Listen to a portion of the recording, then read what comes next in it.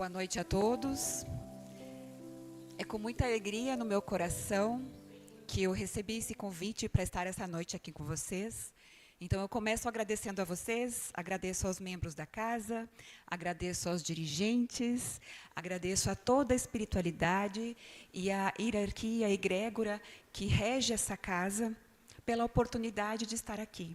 Mas eu agradeço principalmente a Deus pela chance de estar exercendo aquilo que eu acredito que é a minha missão de alma. Então, hoje, eu vim conversar com vocês sobre um tema que para mim é muito especial. A ideia de que somos todos um, que nós somos uma unidade, que somos diferentes pedacinhos de uma mesma coisa muito maior. E essas coisas que eu vou falar hoje para vocês não são verdades absolutas, tá? Vamos combinar assim, ó, vão ser algumas sementes que eu vou lançar para vocês, e vocês vão escutar essas coisas, e vocês vão escolher algumas dessas sementes para colher e permitir que elas desabrochem, que elas brotem no teu coração. Combinado? Então, nada do que eu trago aqui são verdades absolutas. São reflexões. Bem? Então, para falar sobre a vida, eu vou começar do basicão, né? Para estarmos na vida, para a experiência humana, para a gente estar aqui na Terra como pessoa, o que a gente recebe? Qual o presente que a gente ganha e que a gente vai ter que cuidar e ocupar até o fim da vida? O nosso corpo físico, né? Então, para a gente estar vivo, para a gente ter a experiência humana aqui na Terra, nós precisamos de um corpo. Basta um corpo? É só ter um corpo e a gente está na vida. Não. O corpo é algo que a humanidade já sabe muito, nos últimos anos descobriu muito, porque o corpo a gente pode medir, pode pesar, pode calcular, a ciência se ocupa, as profissões se ocupam, a humanidade explorou e já sabe bastante coisa sobre o corpo, descobriu bastante coisa. O corpo é importante para a gente viver? Sim, muito. Mas ele não é o principal, ele não é o fundamental. Porque um corpo, sem algo que o anime, ele é só um corpo. É um cadáver. Nós precisamos de outra coisa que habita esse corpo para estarmos na vida. Essa coisa, a gente sabe muito pouco ainda. A ciência não descobriu quase nada ainda. Mas todo mundo aqui concorda que existe algo que a gente não consegue medir, pesar, calcular, mensurar, mas que é muito valioso. Algo que a gente pode chamar um sopro divino, uma centelha divina, uma fagulha do Criador. É como se Deus soprasse um pedacinho dele dentro de cada ser, para que ele habitasse a vida. E juntos, corpo e espírito, entrelaçados, nos fazem ter essa experiência aqui na Terra. Porque o espírito sozinho também não consegue vivenciar a materialidade, a vida. O espírito sem o corpo também não consegue exercitar completamente a experiência humana. Então, nós não estamos desprezando o corpo, dizendo que ele não é importante. Ele é uma criação divina, sim, mas há algo que nele habita, né? Que a gente pode chamar de diferentes formas. Dá para chamar de centelha divina, Espírito Santo, eu verdadeiro, eu superior, verdade interior, alma, consciência de luz, espírito, sopro de vida, o que for, partícula do Criador. Há várias formas de chamar, de nomear essa mesma coisa que está dentro de cada um de nós. Todo mundo tem. Está vivo? É habitado pela partícula do Criador. É habitado pelo sopro de vida. É habitado por Deus. Então, eu posso dizer que a minha partícula do Criador é melhor que a tua? É pior que a tua? Ah, não, mas veja bem. O Criador não habita lá, porque olha só aquela criatura, olha o que ele faz. É bandido, é isso, é aquilo. Será que Deus não habita lá? Será que não existe lá no fundinho, bem no fundo, assim, ó, naquela câmara que fica aqui num espaço bem especial, no nosso centro aqui, no timo, será que não tem a vida lá? Será que Deus não habita de alguma forma? Está vivo? Tem espírito. O espírito vem de Deus, mas como que ficou assim? Como que corrompeu tanto? Como que mudou tanto?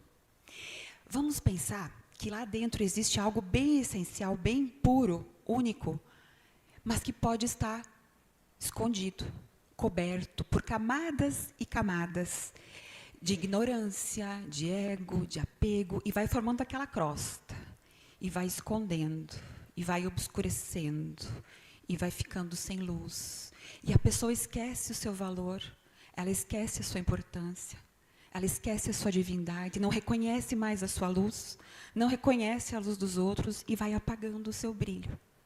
Mas isso quer dizer que ela não é habitada pelo Criador? Fica a questão.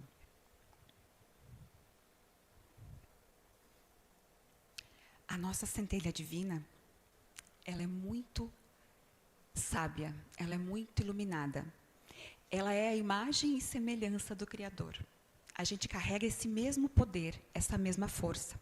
Só que, vida após vida, a gente pode ir melhorando, ou esquecendo, ou se perdendo no caminho, né? A gente pode ir carregando peso, como eu falei antes, vai depositando sujidade, crosta, a gente vai esquecendo.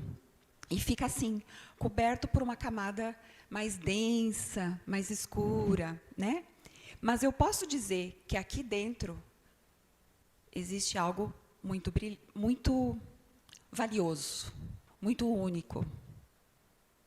Mas olha só que essa pedra aqui é a mesma. Aqui nós temos a pedra bruta e a pedra lapidada. Então essa pedra, ela passou por um processo que não é simples, que não é fácil, que não é bonitinho. Porque pensa comigo, para pegar um diamante bruto, uma pedra bruta, e para deixar ela assim, linda, brilhante, ela passa por um processo que é dolorido. Tem que arrancar camada e camada, não é fácil. Lapidar, cortar as arestas, polir, esfregar, é um negócio que a gente pode trazer essa comparação para a nossa vida. Quer dizer que quem não reconhece o seu valor, com quem não tem a sua luz, não está lá dentro, escondido. Essa pedra está escondida lá dentro. Se ela passar por um processo de melhoramento, de polimento, de limpeza, de desapegar, de purificar, a essência divina continua lá, ela não sumiu, ela só está escondida. Assim é todos nós seres humanos. Eu não posso dizer que o meu irmão, que o meu familiar, não é habitado por algo divino e maravilhoso, puro e único, mesmo que isso não pareça, mesmo que eu não reconheça. No fundo está lá, bem trabalhado, isso pode surgir. Falamos disso, todos nós somos como diamantes de rara beleza. A diferença é que alguns estão mais trabalhados, mais lapidados, mais polidos que outros. E às vezes a gente também se compara, né? A gente vê as outras pessoas e pensa, nunca vou chegar naquele nível. Olha que pessoa maravilhosa, a gente às vezes se diminui e não consegue enxergar o nosso próprio valor, a nossa própria luz, a nossa própria preciosidade, que está ali. Que eu preciso também aprender a reconhecer, desenvolver e mostrar. É questão de tempo e trabalho, mas todos têm o mesmo potencial e a mesma preciosidade. A nossa essência é perfeita, original, imagem e semelhança do Criador. E quanto mais conectado a essa essência, mais força, mais vitalidade, mais amor pela vida. Quanto mais eu conseguir reconhecer essa minha luz, mais conectado com o todo eu vou estar. Porque se eu conhecer Deus em mim, e der esse valor, eu vou conseguir sintonizar com Deus nos outros, com Deus no mundo, com Deus em toda a criação. Então, para falar do nosso tema, eu trouxe um comparativo, uma metáfora, tá? Porque tem coisas que é muito difícil caber na nossa mentalidade humana. Nós, seres humanos, a gente tem um limite de entendimento. E a criação divina, ela é muito complexa. E a nossa capacidade, às vezes, não dá conta. Por isso que, muitas vezes, a gente fala por comparação. Jesus também já falava por metáfora, né? Por parábolas. Então, é uma forma da gente entender. Então, a gente vai falar sobre uma outra coisa, só para entender esse nosso conceito. Então, vamos dar uma pausa aqui no diamante, que cada um tem, e vamos falar de uma outra coisa, que a ciência fala bastante, e que é uma descoberta bem recente na ciência, uma coisa chamada DNA. Vocês já ouviram falar de DNA, né? Vocês já ouviram falar, por exemplo, em teste de paternidade. Vocês podem puxar lá da escola, quem aprendeu lá na escola. Quem não aprendeu já deve ter tido notícias de que existe alguma coisa nas nossas células, todas as células têm, que é essa informação que a gente carrega. O sequenciamento genético. Tá? Então, o que é DNA? Vamos pensar junto. Se eu pegar uma célula do meu cabelo, ou uma célula da minha unha do pé, uma célula cardíaca, qualquer lugar da pele, pegar a célula e colocar no microscópio e olhar, uma célula. Lá no centro da célula tem algo que a gente chama de DNA. Lá tem uma informação que ela carrega informação sobre todo o meu ser. Então, o meu cabelo, lá na célula do meu cabelo, diz a cor que o meu cabelo tem, mas ele fala da minha altura, das minhas possíveis doenças, da cor dos meus olhos, da cor da minha pele. Traz toda a informação de todo o ser.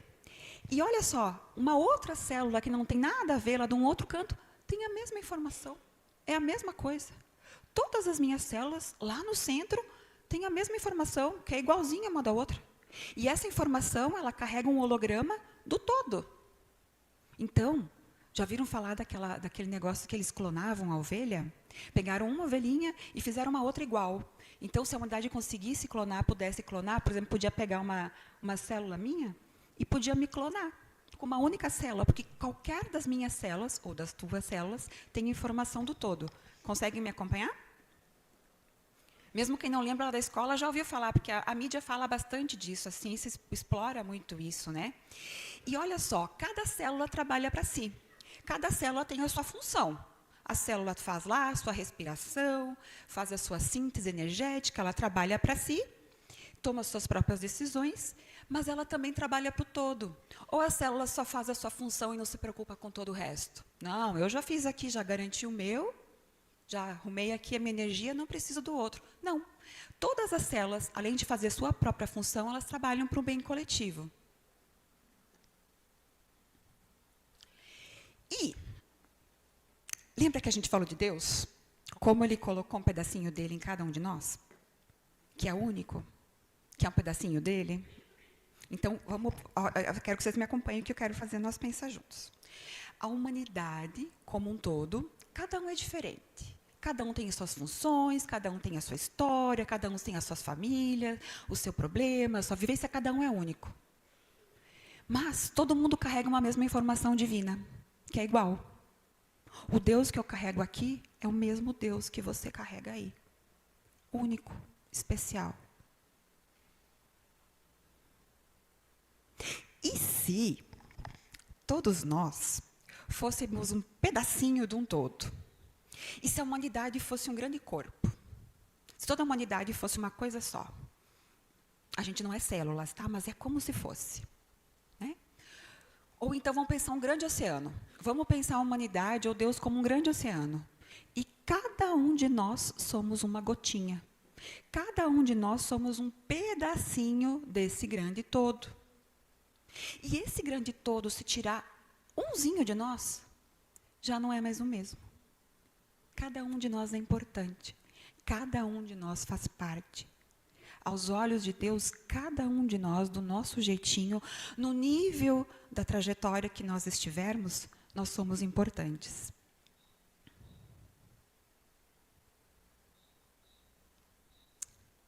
Então, aqui a gente já falou, né? O corpo é uma máquina perfeita. Eu não preciso mandar para o corpo agora assim, vamos liberar lá o hormônio da não sei o quê. Agora vamos fazer digestão, estômago vai lá trabalhar, né? Assim, essa criação de Deus, ela é perfeita. Ela acontece muitas vezes de forma inconsciente. Eu não preciso dar ordens, ela vai acontecendo na hora certa. Ela tem uma sabedoria que é única. E nós, humanidade, nós também temos um inconsciente. O nosso inconsciente pessoal e o nosso inconsciente coletivo. De alguma forma, todos nós somos ligados a um campo.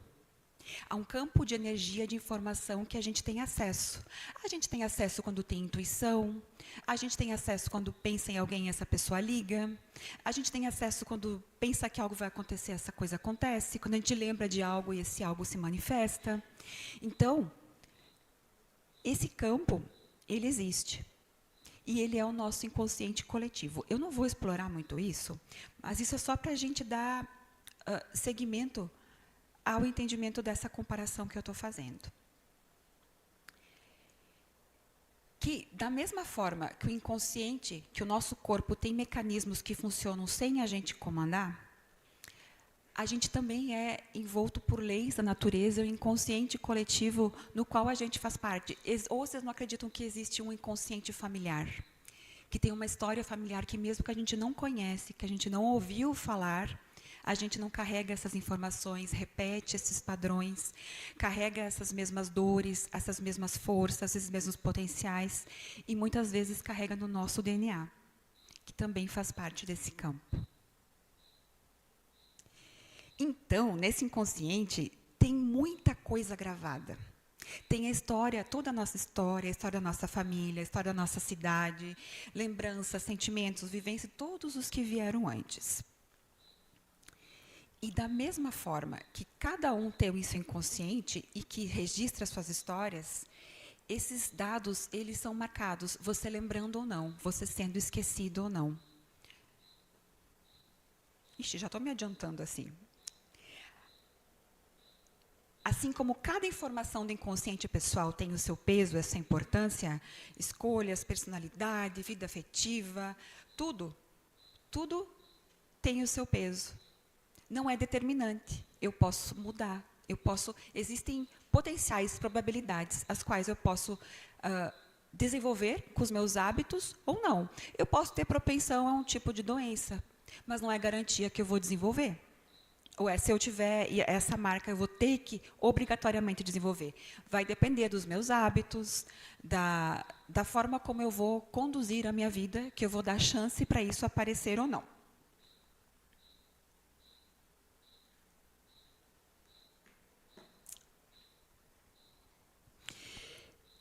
Então, todos nós temos o nosso papel e a nossa função e a nossa importância. Voltando ao que eu falei antes, eu não posso afirmar que eu sou menos do que qualquer outra pessoa. Também eu não posso dizer que eu sou mais. Todos somos muito importantes. Todos somos valiosos e estamos em momentos diferentes da nossa caminhada. Exercendo a sua função, resolvendo as suas coisas, andando na sua vida. Só que se estamos unidos por esse inconsciente coletivo, eu posso dizer que aquilo que acontece do outro lado do mundo não me afeta? A guerra lá do outro lado do mundo não me influencia em nada? Não me afeta em nada? Se eu estou intimamente ligado com o Criador, e o Criador está em todos os seres da sua criação, será que de alguma forma isso também não me machuca? Não me fere? Não me toca? Existe uma história, eu vou tentar ser bem breve, uma pesquisa que fala dos campos mórficos, que chama o 100º macaco. Eu vou contar rapidinho. Lá na década de 50, os pesquisadores estavam acompanhando por anos alguns macacos numas ilhas pequenininhas do Japão. O que eles observavam? Que, durante muito tempo, os macacos comiam batata doce suja, com areia, com terra. Aí, um dia, um dos macaquinhos resolveu ir lá no rio e lavar a batata doce. Ele lavou a batata doce, comeu sem aquela areia, sem aquela terra, e percebeu que era bem melhor comer batata doce sem terra, né? E ele ensinou isso para a mãe dele. A mãe dele fez, gostou e repetiu. E alguns macaquinhos, aos poucos, foram fazendo isso de um em um que o outro foi progredindo devagarzinho. Até que muitos macacos estavam fazendo isso, mas não todos da ilha. Uma população pequena, ao decorrer de muitos anos, foi aprendendo a lavar o seu alimento no rio para comer sem terra. Só que, de repente, chegou um ponto que essa progressão foi subindo e chegou no número X de macaco. Vamos fazer de conta que foi o macaco número 100. Quando o macaco número 100 começou também a fazer isso, deu um boom. E, do nada, depois do 100º macaco, é como se aquele comportamento tivesse atingido uma massa crítica. E todos os macacos da ilha começaram a lavar seu alimento no rio. Coisa que nunca faziam antes, de repente. E o mais estranho, o mais curioso que os cientistas descobriram é que outros macacos de ilhas distantes, que nunca tinham lavado seu alimento, a sua batata doce, sem comunicação, sem contato, olha que curioso, começaram a ter o mesmo comportamento, sem nunca ter visto. Tudo junto. Gente, e se você for o 100º macaco? E se a tua mudança de comportamento, de atitude, de amor pela vida, de autoconhecimento, for aquela que vai ajudar a humanidade a dar a chave, a virada? Quando eu me melhoro, eu não estou melhorando apenas a mim. Eu estou melhorando o todo. Eu estou melhorando a humanidade. Se eu vejo uma coisa positiva em você, se eu olho para você e digo, nossa, que legal, como tu é simpático, nossa, eu gosto tanto do jeito que tu sorri. Eu não estou falando só de ti. Se eu vejo isso em você, eu também tenho isso. Eu sou simpática assim também, mesmo que eu não veja. Né? Da mesma forma, se eu disser assim, ai gente, mas que metido, né? Olha só, fica se achando. Meu Deus. Tudo aquilo que eu critico no outro, eu também tenho, porque se eu vi no outro, é porque isso existe em mim. Então, a gente precisa olhar para a gente, a gente precisa olhar para dentro, para entrar em contato com o nosso verdadeiro eu, com a nossa verdadeira essência. Então, falei disso agora, o problema é que assim, ó, Deus fez essa pegadinha com nós, né? É muito mais fácil a gente olhar para o outro, porque os nossos olhos estão voltados para fora. É muito mais fácil eu ver você. Eu preciso pedir para ti, ó, tá sujo aqui, porque eu não consigo ver, né? É muito mais difícil a gente olhar para a gente, não só fisicamente, tá bagunçado o meu cabelo, borrei a maquiagem. Não, é muito mais difícil olhar para a gente. A gente acha mais fácil olhar para o outro. Ou não? Né? Como eu falei, os nossos olhos estão voltados para fora. Mas, às vezes, o outro está ali para nos mostrar quem a gente é. Está ali para nos ajudar. Por pior que seja a experiência, às vezes aquele outro é um espelho, que está ali só para nos ensinar alguma coisa, adivinha, sobre nós mesmos. Porque o outro sou eu sou o outro é meu espelho. Nisto reside uma das maiores sabedorias e desafios para a nossa mente, que é focada em nós mesmos, porque a gente cresceu acreditando na individuação, na separação, de que todo mundo é separado, cada um por si, Deus por todo. Somente podemos nos ver refletidos nos outros. Isso é para que nós possamos ver a nós mesmos. Nós podemos nos olhar nos olhos dos outros. O ser humano precisa promover o encontro com Deus dentro de si mesmo. A gente precisa olhar para dentro de nós mesmos. A gente precisa reconhecer essa joia preciosa, essa centelha divina que está aqui dentro, que a gente deixou lá escondidinha, dentro de toda aquela crosta. Não é porque eu estou falando aqui porque eu estou nesse ponto ali brilhante. Não, eu também tenho muita coisa para limpar, para polir, para tirar, que é um desafio nosso, enquanto ser humano. Enquanto a gente faz conosco, a gente ajuda os outros. Nós não estamos separados como pensamos. Quando um de nós decide que é hora de empreender novos passos, nesta caminhada, nessa etapa que nos encontramos, imediatamente muitos outros são convocados para caminhar junto. Tudo é sincronizado a partir da decisão mais elevada. Lembra dos macaquinhos? Quando muitos estiverem fazendo alguma coisa, muitos outros vão fazer. Muitas vezes sem nem ver. Vão ser induzidos a fazer esta coisa, seja ela positiva ou não. Já pararam para pensar, se nós entender isso como uma possibilidade, que Deus está aqui dentro, que tudo que a gente fez até hoje, a gente não fez sozinho? Toda a minha vida até agora, Deus estava comigo. Tudo que eu fiz foi com Deus junto comigo. Não fizemos apartados de Deus. Deus estava conosco, nos habitando. Fizemos tudo com Deus presente, com a centelha, experimentando todas as situações de luz e de sombra a que nos submetemos. Tudo que eu fiz, tudo que você fez, Deus estava contigo.